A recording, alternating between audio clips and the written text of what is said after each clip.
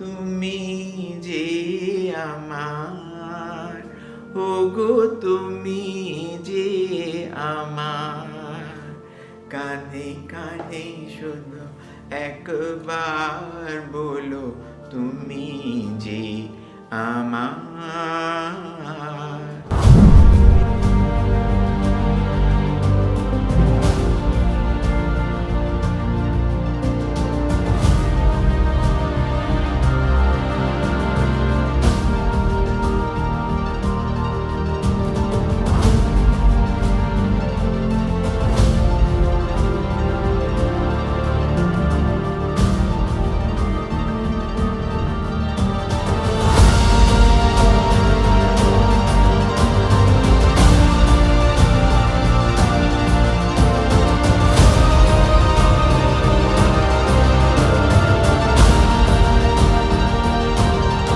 Assalamualaikum viewers. Right now I am sitting beside that most generous personality who worked in Pakistan High Commission in his entire professional life. At the year of 2002, at first he went into Bangladesh, and it will be better if he himself own describe his professional career elaborately. So please, sir, how are you? Thank you very much. It's a pleasure to have you over. I have some very deep familial associations with Bangladesh. To begin with, my grandfather, who had seconded the resolution of Pakistan in Lahore in 1940, and he also served as the governor of East Bengal in the early 50s. Besides that, some of my family members who were in the civil service, including my uncle, they served in Bangladesh, which was at that time the erstwhile East Pakistan. And then, when I joined the Foreign Service, the first posting orders that I received were for Bangladesh, Dhaka. But somehow or the other, it did not materialize. And I was sent to Saudi Arabia. And then I came back and I was in the ministry. Then I went to Spain. And from there again, I was asked to go to Dhaka after completion of my tenure in Madrid. And to be very honest, I was quite, unnerved, because living in the first world country like Spain and to go to Bangladesh was quite a challenging thing for me. But then when you are in a service, sometimes you get good postings, sometimes you get bad postings. But Dhaka turned out to be the most amazing posting for me. As I said initially, I was a bit reluctant and I was hesitant, and I had all kinds of bad, ideas about Bangladesh. But there was this Bangladeshi colleague who was in Madrid, and he was the counselor there. And he told me, he said, Rafi, he's now your ambassador in Ethiopia. Munirul Islam is his name. So he told me that, Rafi, I know you must be having, you must be very worried about going to Bangladesh, but I tell you, it is everybody says that the most of the diplomats that who go to Dhaka, they go crying, and when they leave Dhaka, they cry. And so it was absolutely true for me as well. I reached Bangladesh, Dhaka, for the first time, which was in October 2002, and I stayed there until 2006 January. And I tell you, I had a great time, both professionally speaking and otherwise also, because I am a man of art. I love music, I sing, I am very much into paintings and all that. And Bangladesh, Dhaka had a plethora of stuff, and I really enjoyed every bit of my stay in Dhaka. The people were wonderful. I, developed friendship with so many, and to this day I am, having contact with them. Allahwala became a very dear friend, and to this day she is. And Shabnam, the famous Pakistani actor who now lives in Dhaka, she also, and her husband when he was alive in 2002. I had, no grudges, no complaints against. To be very honest, I think it would not be an exaggeration if I say that of all my postings that I have served, in my almost 33 years of service, I think Dhaka would be probably on the top. And as I said, that I'm very fond of singing. So I could read Bangla a bit also because I'm fluent in reading and writing Hindi. So Bangla is very similar when script-wise, you can make out. So I could, my driver would be my tutor. He would tell me, if I would ask him that, this is what is written here, he said, yes sir, you are right. Or if I would be wrong, he would correct me.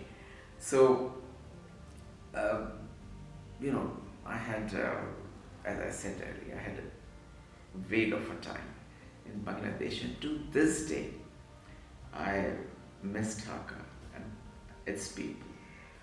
Sir, I want to ask you that you admired by Dhaka, but what type of most attractive thing did still approach you to move into Dhaka? Oh, there are so many things. I cannot just pinpoint one. Firstly, it's people. And they gave me such a lot of respect. And they were so nice to me. And they really appreciated my efforts in trying to build bridges between our two countries. My last posting was there as, High Commissioner, which was from 2016 to 2018, which is almost going to be 2 years now. I retired from Dhaka. And, this time, because it was a bit slightly difficult, because our relations, diplomatic relations, bilateral relations are not as good as they should be. And, there are extraneous factors which come into play. But notwithstanding the challenges, I kept on trying to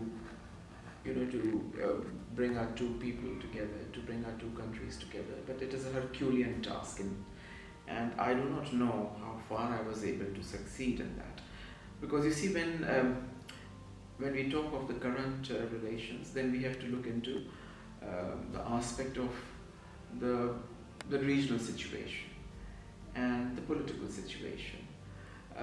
I had the opportunity of meeting your Prime Minister, Honorable Prime Minister Sheikh Hasina, and the meeting which is the courtesy call of the High Ambassadors or High Commissioners when they go to a country, they call upon the President and the Prime Ministers and the dignitaries. So then I had a meeting with your Prime Minister, which was scheduled for about 15-20 minutes, which is like a courtesy call. But my meeting went on for about good 70 minutes. And she was extraordinarily nice to me, extraordinarily, forthcoming, very, very welcoming. And I had, some inhibitions initially, that because of the current situation, because of our bilateral relations.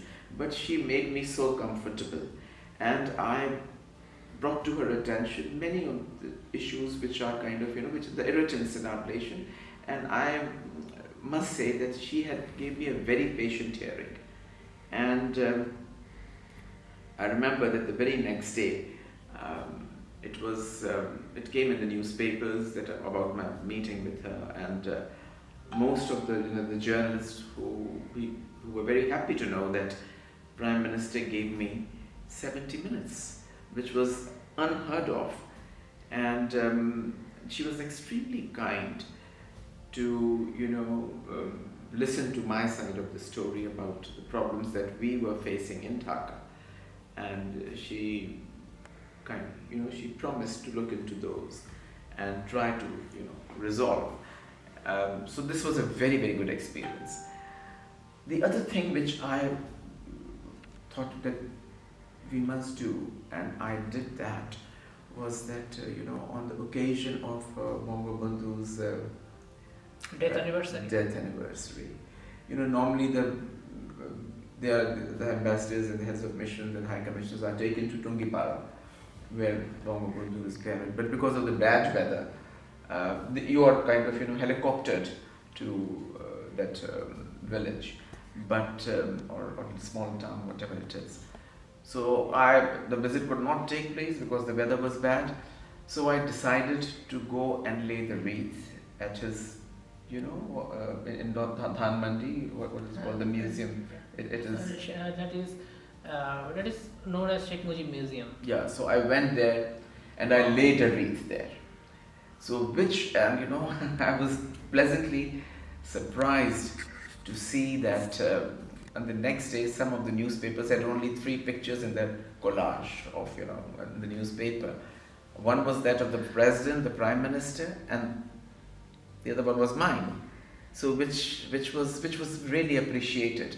I received phone calls from many of the Bangladeshi, government high dignitaries and ministers that you have done something really, remarkable. I said, you see, when we are here in Bangladesh and we respect your, country, Bangladesh is now a sovereign country, and we need to respect the prime ministers who was the founder of your country. So I took this initiative, and as I said that I have been trying to kind of bring 2 people together. So the other one of the things that I thought I must do was through cultural diplomacy. So I had a big affair of Wala Pela Bushak in our High Commission. Wow, that's amazing. Yeah, I danced and I sang with all the Bangladeshis. So did you wear the traditional costume of Bangladesh? I wore this, yes. I wore pajamas, and in fact that usually it is more or less similar, because otherwise also in my home also I wear more pajamas than shalwars. So did you feel comfort on the traditional costume of Bangladesh? Because you see, I wear pajamas, so it didn't make much of a difference to me. So it was like more or less. So our ladies, because sari, by the way, is also an official dress of Pakistan. Not many people know about it. So many of the our officers' wives, they wore saris, and we had a grand affair. And wherever I would go to parties and dinners, because Bangladesh is a land of music, and definitely, and we fond of music, including Lanon Giti. This is I know. So I learned Bangla music. I got a teacher for myself. So who used to teach can me. you sing some short words in Bengali? Sing in Bangla. Oh, my voice is bad. Which one should I sing? Okay, just remember what you can sing better. That will be. Tumi je amar, ogo tumi je amar, tumi je amar, ogo tumi je amar, kane kane shudho একবার বলো তুমি যে আমার, তুমি যে আমার, ওগো তুমি যে আমার. So that sound definitely good, and so now I would go and sing at every party. And then we had in our High Commission we arranged a fez night, and there I also sang in Bangla, and there were many people there. In fact, the place was really packed, and I would really feel extremely grateful to all my Bangladeshi friends who would turn up at my invitation and who would always be very obliging. So as I said, I got such a wealth of love from my friends, Bengali friends, that I can never forget. To this day, if you see my WhatsApp, there are more Bangladeshis on my WhatsApp than Pakistanis, and I remain in touch with them 24/7. Okay, so sir, that sounds definitely good. You have outstanding experience. You have amazing memorable days in Bangladesh because of your professional life. So sir, now let's estimate for how we can revive the relationship that was before 1971. Because of 1971, because of some political turmoil, Pakistan is still people, the generation of Bangladesh is still defaming Pakistan because of the turmoil of 1971. We remain isolated, we remain independent. What will be the bitter situation? So right now we are standing at present. So if we have to approach for Pak Bangladesh reliance, what type of steps we have to do to revive that relationship in a positive way? You see, there is no denying the fact that 71 is a bad chapter in our history, and it brings back, pain and agony, which your country went through, and which we also, to some extent suffered. But I think what my, view in the matter is that you cannot remain stuck in past. You have to move forward, and the positive way how to move forward, or bring improvement in our relations, or trying to bring normalcy in our relations, is by looking forward and by opening the doors to our people to visit like each other's countries, like you are visiting Pakistan, and your perception about the country has changed, or you got to know what is Pakistan all about. Similarly, I feel that young Pakistanis, the new generation who was not really aware of exactly what happened in 71, we need to tell them, and we need to try and put balm on the wounds of 1971. And we should, as a Pakistani, I think it's our responsibility to educate our young generation, to tell them the history about 71, that what happened. And similarly, when I was in Bangladesh, I could feel that there's a lot of I wouldn't say hatred, but of course there are a lot of misunderstandings, and sometimes some things, sometimes there are things which are correct also. I cannot say that, I cannot, shove the history under the carpet. No, I cannot do that. So we, as I was saying, that what is the most important thing is that the young generations of the two countries, they should meet. We should open our doors. Like visa remains a hindrance in bringing our two people together. I must say that our High Commission has been very generous in issuing visas to the Bangladeshis, whereas Pakistanis face difficulties in getting the visa. So this is one thing which needs to be looked into. And besides that, you see, we can have a lot of cultural exchanges, because Runalala, which is now in Bangladesh, she started her career from Pakistan, and her famous songs that she's known for are all basically from Pakistan, especially her Lal Meri Pat, which she sings at every function. Similarly, art, as I'm saying, there are artists who paint, writers. There should be exchange of delegations of artists, and there should also be, regarding the commercial and economic ties. So apart from all of this, and I think tourism sector is the most outstanding source. Absolutely. And viewers are still waiting for that question regarding tourism. And the entire Pakistan is beautiful. As I observed, the entire Pakistan is uninvented paradise. But for decades, people still have a prediction in their mind about Pakistan. That once any tourist coming to Pakistan, he will be abducted. So they're scared about their safety, and that's why they do not come to Pakistan. Even when I was moving into Pakistan, my neighbors, my relatives, colleagues, even the travel agency of Bangladesh, they are discouraging me not to move into Pakistan. They told me that there is nothing to tour in Pakistan, nothing to visit in Pakistan. Why you are moving there? This is the shelter of militancy, sorry to say that words. Yeah. So sir, what is the reason behind that type of propaganda about Pakistan? I think it is a total misperception about it, and you will vouch I think it is a total misperception about my country, and I'm sure you're going to vouch for that. You're going to vouch for that.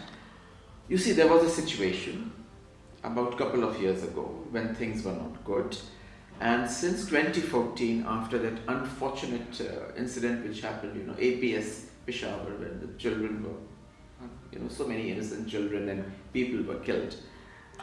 After that, the government of the day decided to go with full force behind the militants, and they did a fantastic job. The National Action Plan, according to which both the civil government as well as the military were on the same page, and they went, as I said, with full force against the militants, and they eliminated them in big number. There was a time indeed when almost every week there would be some, terrorist attack in small town, big town. Even they don't spare the mosque also. Yes, they didn't spare the children. Mosque, forget about mosque. They killed so many children. But since 2014 till now, there has been a huge improvement in security situation. Definitely. There has been a tremendous improvement. So much so that many of the Western countries, because Pakistan was declared a non-family station because of the security challenges that we were having here. But after that, of late, recently, many of the Western countries have lifted that, and Islamabad has become a family station. So now, you've been in Karachi for almost, about a week, 10 days, and you must have noticed this yourself. Karachi was bad. The nightlife in Karachi had completely died down, but now it has bounced back with full ferocity. And it's not only Karachi, but the entire country. It is so safe now. And the tourism, as you said, you rightly said, that it is one. And by the way, recently, one of the I forget the name of the agency or whatever it is. Whatever it was, please. They have put Pakistan on the top. That Pakistan is the top touristic destination. If people want to visit, this is the country. If you go to our northern areas, because Pakistan has got deserts, it has got mountains, the highest 7 or 7. And the second one, K2, is also situated in Pakistan. Yes, and then oceans, and then deserts, and then forests. We have everything here, which is not common to every country. So Pakistan can, Bangladeshis, you can go and be our ambassador there. That situation in this country is absolutely normal now. There are no incidents. Thank God, we have been able to rein in these militants and the fact that the so-called jihadists, and the incumbents, the government, which is extremely very keen on promoting tourism, and so that people, and we have started issuing visas on arrival at the port for many countries, online visas facilities. So these are all efforts which are kind of an invitation to the foreigners to come and visit and see Pakistan for themselves. So sir, the internal matter for Pakistan, that Pakistan is a safe place for tour. Absolutely. Definitely, and yes. Tourists can move capriciously here and there, and I think the beauty of Pakistan, the internal everything, including food, costumes, products, and tourism also, it need to be exposed drastically.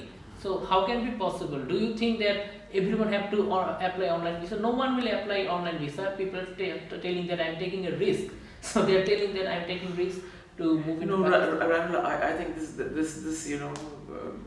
this perception is, I think so, it's no longer there, because you see the people who read and who watch television or who know about things, they know that things have changed here.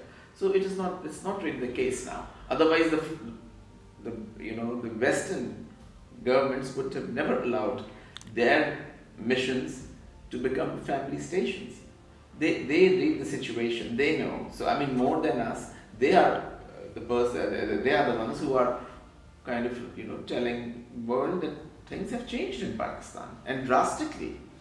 Okay. So sir, before turning the conclusion, do you have any message for the dwellers of Bangladesh to welcoming there into Pakistan to explore and expose the internal taste, tradition, and tourism. I think you being here for almost how many days? It's approximately 1 week. 1 week. And as you said yourself that you have been here I and have you really enjoyed the food, the people, the hospitality. So my message to my Bangladeshi, friends and the people of Bangladesh is that Pakistan would be, they are our brothers, they are our friends, despite the difficulties that we had in our relations. But I think we need to look forward. I cannot say to close the chapter because, of course, the history cannot be undone. No need to shush the ashes But of previous history. yes, but no need to keep on living in in those memories and times. You should move ahead also to forward. And Pakistanis, you would not find them wanting in their hospitality, in welcoming you, in in embracing you with warmly, and you will feel very welcomed in Pakistan. Definitely. So they should try and come and visit us because we are very flexible with our visas, and I'm sure they will, when they come here, they will experience their, what should I say? Throw a delete करने. They would always. I'm sure they will come and feel at home in Pakistan. Definitely, sir. And thanks a lot, sir. Because of your professional life, you move into Bangladesh at last in the year of 2016. I wish I could go back. You have to come back into Pakistan, not as your profession, Yeah. not as a professional personality. Yeah. You have to come into Bangladesh as a tourist.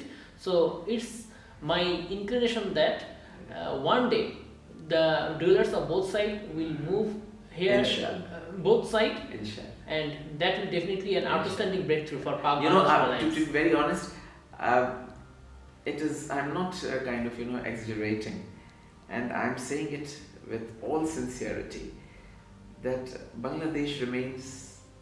I have become a part of Bangladesh, and Bangladesh is a part of me. Yes. So I would, We are love to- similar in massive cases but different in few. Few Yeah. cases cannot be the reason Yeah, behind yeah. the conflict, reason Yeah. behind the defame, Yeah. reason behind that type of hatred. I keep praying every day. I wish I could go back to Dhaka. And inshallah, sir, we will, because of geographical adversity, we are far from Pakistan. Our country is situated far from Pakistan, but through Bangladesh alliance, we will conquer that adversity. I wish you all the best and your alliance Please pray. in achieving these, in achieving your goals. Please, sir, pray for me that I can fulfill my inclination. All my prayers and best wishes are with you. Okay, sir. Thank you very much. Thank you indeed. very much, and thanks a lot on behalf of each Bangladeshi citizen. Thank you so much. Thank you. Please convey my love and regards to them when you go back to Dhaka. So, viewers, we discuss about the former High Commission of Pakistan Embassy who did his professional life in the year of 2016. Right now, he is keenly interested to move in Bangladesh, not as High Commissioner, but as tourist. And myself welcoming each and every citizen of Bangladesh that please come into Pakistan, expose and explore that uninvented paradise. Definitely, you will enjoy and you will unearth that uninvented heaven. Khodafez. Assalamu alaikum.